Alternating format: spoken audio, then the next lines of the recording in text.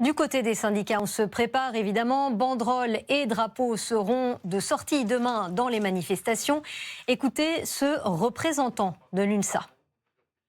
Demain, la mobilisation sera très forte. Nous pensons que ça sera même la plus forte de ces dernières années.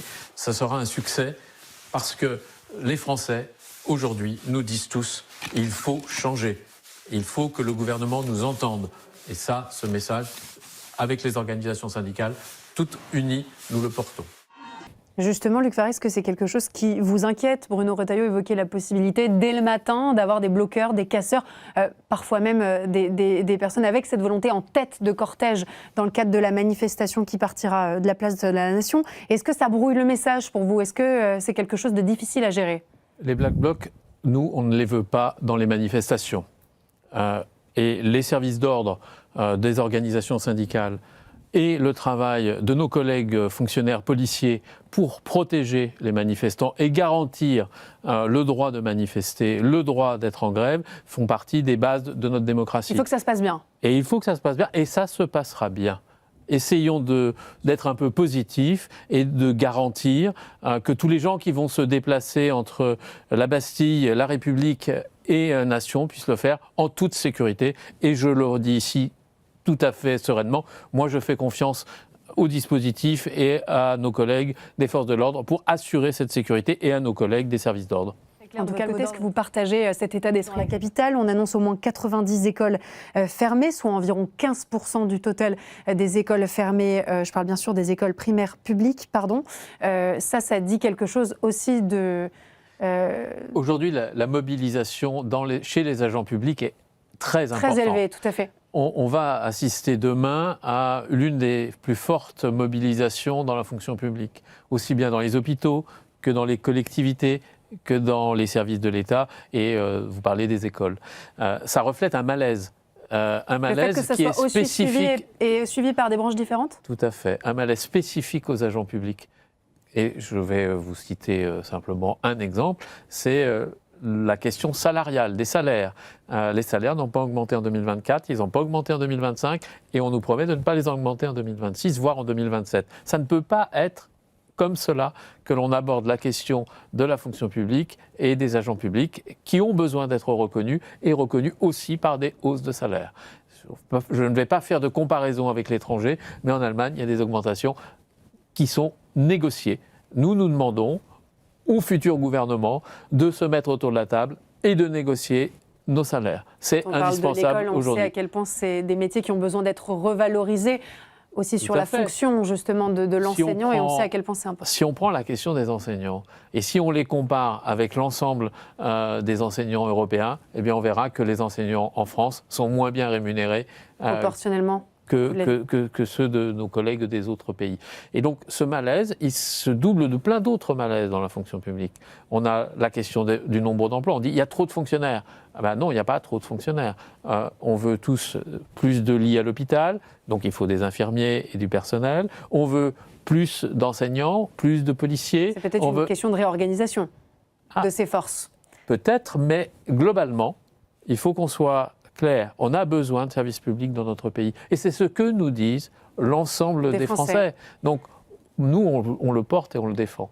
Mais moi, je dis, nous, on n'en parlera pas à ce genre de bataille. C'est notre responsabilité d'organisation syndicale de pouvoir dire très clairement, la manifestation, ça fait partie des modes d'action, la grève est de droit, elle est constitutionnelle et elle nous permet de dire un certain nombre de choses, mais on respecte, et nous respecterons l'ensemble des bâtiments publics, les personnels et les participants, les manifestants. On peut tolérer qu'il y a encore de la casse, qu'il y a des commerçants le lendemain qui payent les pots cassés, pardon pour l'expression. En 2024, ils n'ont pas augmenté en 2025, et on nous promet de ne pas les augmenter en 2026, voire en 2027. Ça ne peut pas être comme cela que l'on aborde la question de la fonction publique et des agents publics qui ont besoin d'être reconnus et reconnus aussi par des hausses de salaire. Je ne vais pas faire de comparaison avec l'étranger, mais en Allemagne, il y a des augmentations qui sont négociées.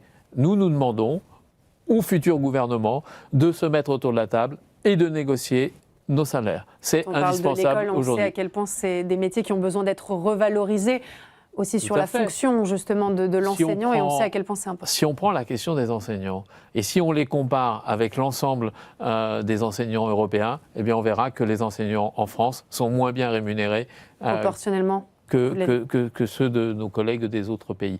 Et donc ce malaise, il se double de plein d'autres malaises dans la fonction publique. On a la question du nombre d'emplois. On dit il y a trop de fonctionnaires. Ah ben non, il n'y a pas trop de fonctionnaires. On veut tous plus de lits à l'hôpital, donc il faut des infirmiers et du personnel. On veut plus d'enseignants, plus de policiers. C'est peut-être une question de réorganisation de ces forces.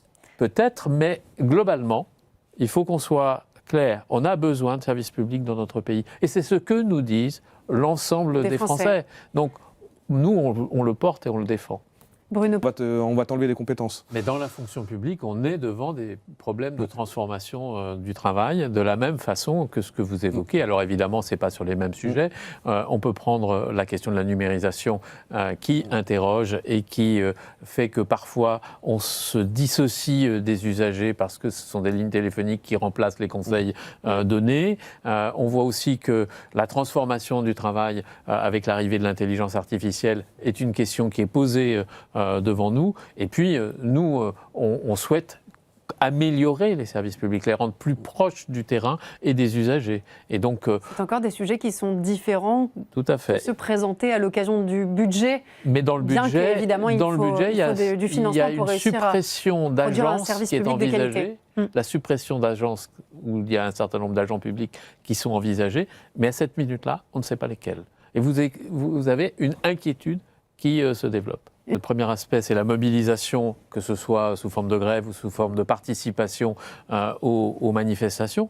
Mais il y a aussi la façon dont les élus, et le gouvernement, et le Premier ministre en l'occurrence, va entendre ce que unanimement les organisations syndicales disent, c'est-à-dire on ne peut pas rester avec ce budget injuste. Donc ça, c'est l'après finalement, c'est la réception de cette journée de mobilisation. C'est ce qui fera qu'il se passera quelque chose ensuite ou pas.